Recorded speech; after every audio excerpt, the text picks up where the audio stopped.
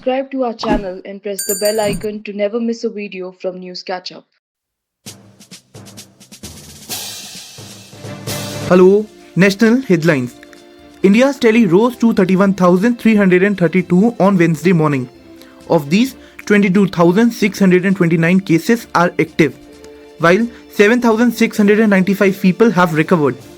The toll increased to 1,007, with 73 deaths in a single day, India's highest ever daily rise.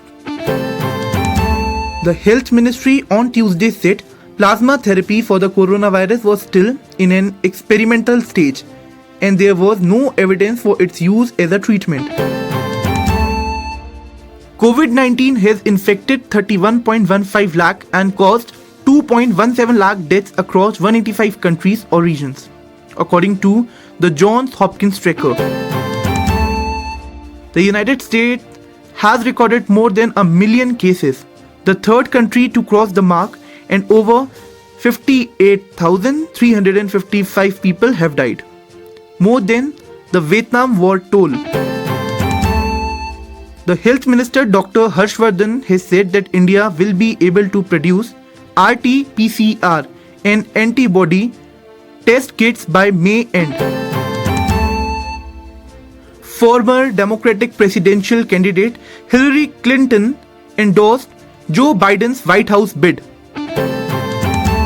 The Supreme Court has given the center 2 weeks to explain a Ministry of Home Affairs order issued on March 29, directing employers to pay full wages to their workers during the lockdown.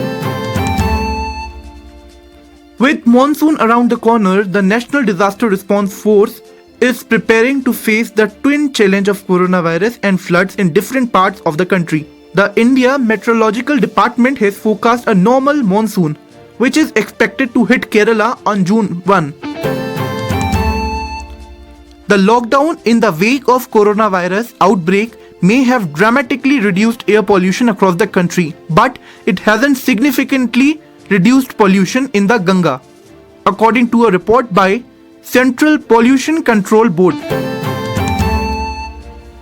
The US Commission on International Religious Freedom, USCIRF, has downgraded India to the lowest ranking countries of particular concern in its 2020 report. That's it. Keep listening to News Catch Up and subscribe for more.